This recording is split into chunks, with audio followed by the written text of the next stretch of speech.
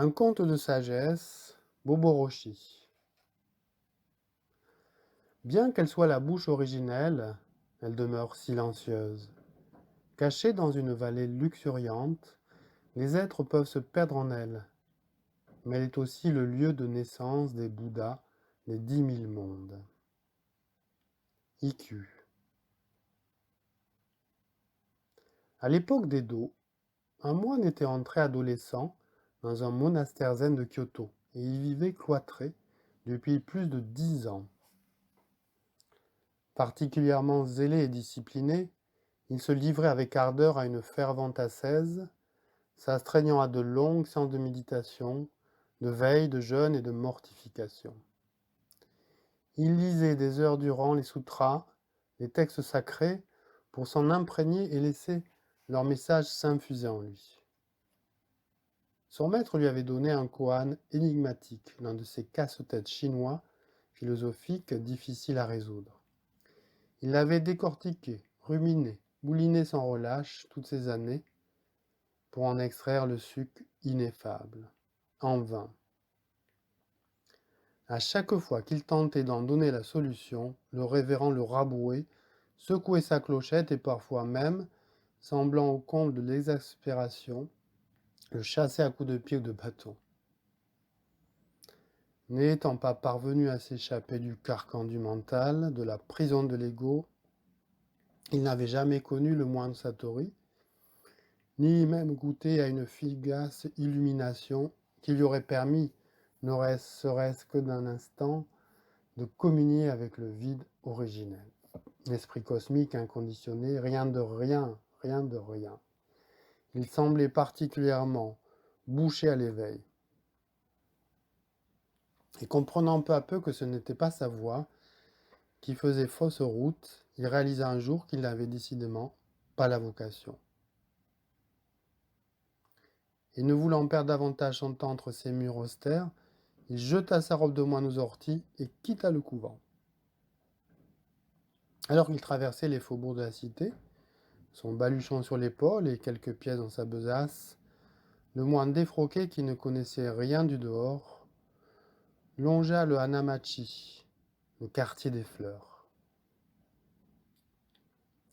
Une belle représentante du monde flottant, une ravissante jeune femme dans un kimono délicieusement orné d'oiseaux multicolores, lui fit signe.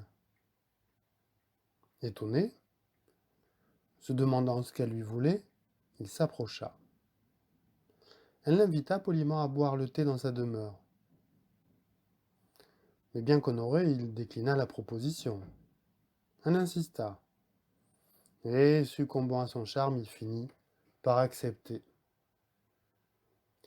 Et pendant qu'elle lui faisait servir un assortiment de hors-d'œuvre et de petits plats raffinés pour accompagner le thé, elle se mit à chanter et à danser au son du luth à long manche. Sa voix était aussi mélodieuse que le chant du rossignol, sa gestuelle gracieuse comme la danse nuptiale de la grue. Et grâce au talent artistique de la geisha, et sans doute aussi à quelques rasades de saké, l'ancien moine fut plongé dans un ravissement qui le transporta au-delà du monde connu. Et puis, la nuit bien avancée, son hôtesse l'invita à prendre un bain et entreprit de le masser longuement. Entre ses mains expertes, il se détendit et se sentit fondre comme un morceau de miso dans une marmite qui mijote.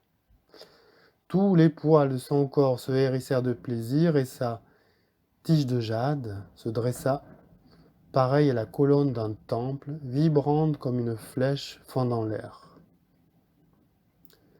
Savante dans l'art que les Japonais appellent le papillon butinant la fleur de lotus, ou l'ermite qui regagne la grotte sacrée, la courtisane lui fit connaître l'extase. La carapace de son égo se fissura, et il s'ouvrit enfin à l'autre, accepta la rencontre, la fusion. Laissant pénétrer en lui les vagues de l'océan originel, il fut inondé par la lumière inconditionnée. Uni intimement à la femme, ne faisant plus qu'un avec elle, il goûta ainsi pour la première fois à la splendeur de l'éveil. Infiniment reconnaissant, il s'inclina profondément devant la geisha, comme s'il se trouvait en face de Kanon Bodhisattva de la compassion, l'incarnation du féminin sacré. Elle lui avait enseigné en une nuit plus que 10 ans de vie ascétique. Il la remercia et lui laissa en guise d'offrande toutes ses économies. Et il décida de reprendre le chemin du monastère pour raconter à son maître son expérience inouïe. Le révérend l'écouta, un sourire flottant sur ses lèvres. Il interrogea ensuite sur le koan particulièrement hermétique qu'il méditait depuis des années. Le disciple prodigue le résolut en un instant. Le vieux moine lui en soumit d'autres, qu'il décrypta avec une facilité déconcertante. Le supérieur confirma alors son satori, son éveil, et fit de lui son successeur. Le nouvel abbé fut surnommé Boborochi, que l'on peut traduire poliment par « celui qui devint un maître en faisant l'amour ». La tradition orale affirme d'ailleurs qu'il retourna régulièrement dans le quartier des fleurs pour rendre visite à la geisha afin d'approfondir avec elle l'éveil. Il y aurait, dit-on, plusieurs degrés d'illumination.